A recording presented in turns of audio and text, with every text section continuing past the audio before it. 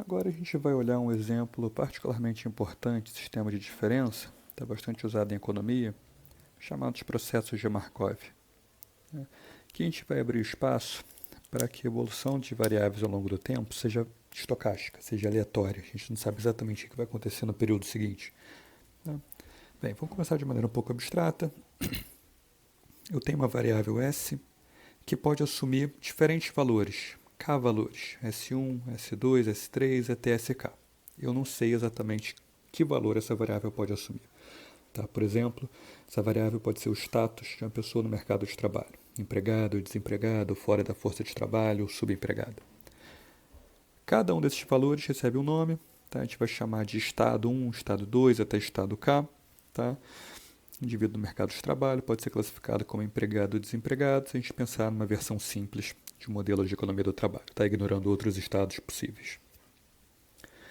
Bem, vamos definir um processo estocástico. Tá? Eu não vou ser formal aqui, isso depende do seu curso de estatística, tá? Eu só vou dar uma definição informal o suficiente para o que a gente vai usar aqui. Processo estocástico é uma regra que determina a probabilidade de que uma variável esteja em um estado I em um dado período n mais 1, dadas as probabilidades de que estivesse em cada um dos estados possíveis nos períodos anteriores. Nota que, a princípio, a probabilidade de que o estado seja um ou outro no instante n mais 1 depende de toda a história pregressa do instante 1 até o instante imediatamente anterior, n.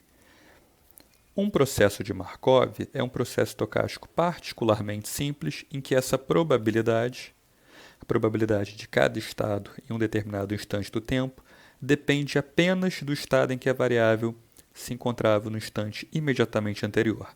Se eu quero saber as probabilidades de um outro estado amanhã, eu só preciso saber o estado em que o sistema se encontra hoje. Só o passado imediato importa. Tá? Por exemplo, para entender a evolução do preço de uma ação de hoje para amanhã, só me importa saber o preço hoje, não importa saber o histórico de preços da ação no passado. Tá? Quais são os objetos necessários para descrever um processo de Markov? Primeiro, eu preciso saber quais são as probabilidades de que um determinado estado ocorra em um determinado período. Tá? X e N é a notação para a probabilidade X de que o estado I ocorra no período N. A gente vai interpretar isso como a fração total a fração da população total nesse estado I, nesse período N. Tá? Qual é a ideia aqui? Se uma moeda tem 50% de chance de cair cara, 50% de chance de cair coroa, e eu jogar pro alto 100 vezes, tá?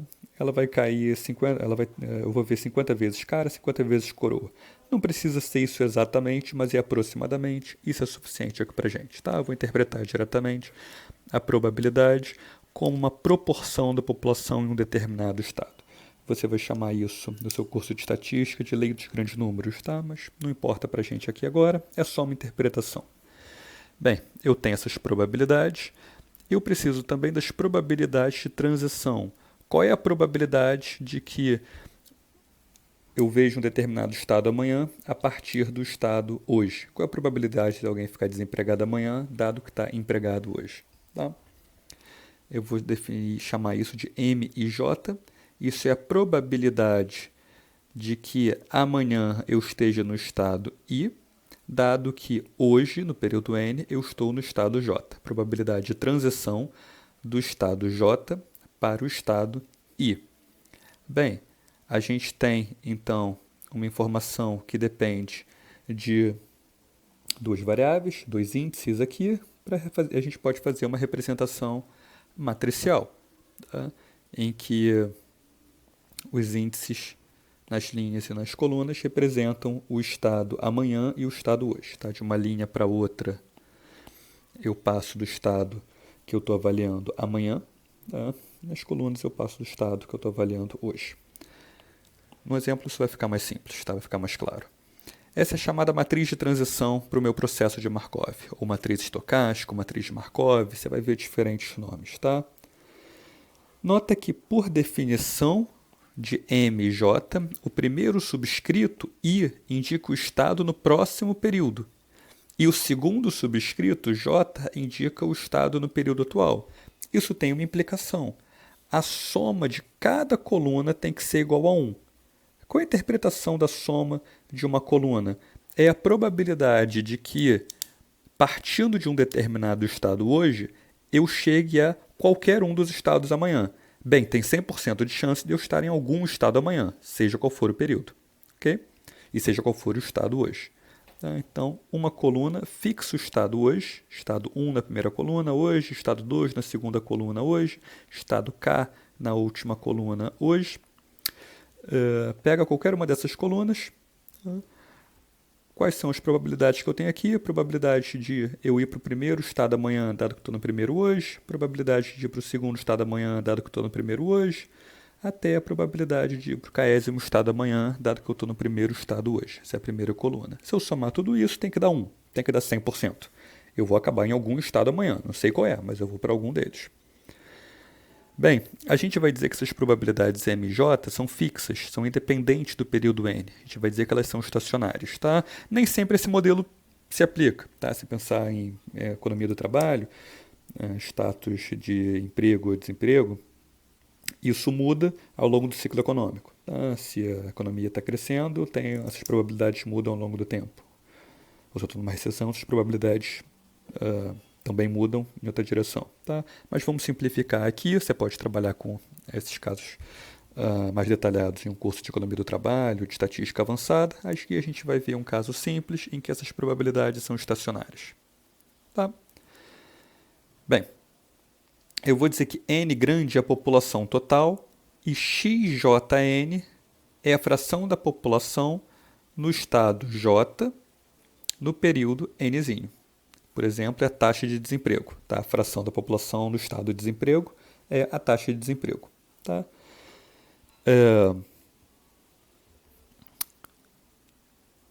O número de pessoas nesse estado é a fração das pessoas que estão nesse estado vezes a população total. Tá? Então, XJNzinho é a proporção de pessoas no estado J no período N. Esse valor XJNzinho vezes o tamanho da população, N grande, é o número de pessoas nesse estado. Então, se eu estou interessado no número de desempregados, eu tenho que computar isso daqui. Ok? Bem, por definição, por construção, se eu pegar o número de pessoas que estão hoje no estado J e multiplicar por MIJ, eu vou obter o número de pessoas que estarão no estado I depois de passarem pelo estado J no período N mais 1. Tá? Estarão no estado I, faltou completar aqui. E hoje estão no estado J. Ok? Pego o N, população total, multiplico pela fração dessa população que está hoje no estado J. Isso daqui é o número de pessoas hoje no estado J. Multiplico pelo número de pessoas que saem do estado J e vai para o estado I amanhã. Isso daqui tudo, M vezes X vezes N, grande, é o número de pessoas que hoje está no estado J e amanhã vai para o estado I. Se eu quiser saber o total de pessoas que vai estar no estado I amanhã, basta eu somar isso para todos os estados hoje. Vou fazer esse somatório aqui. Ok?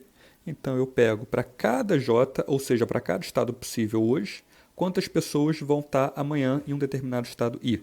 Somo tudo isso para todos os estados possíveis hoje, eu vou ter o total de pessoas amanhã em um determinado estado I. Tá? Por exemplo, eu tenho o número total de desempregados. Eu quero saber o número total de desempregados amanhã, período N mais 1. Para isso, eu vou somar dois componentes.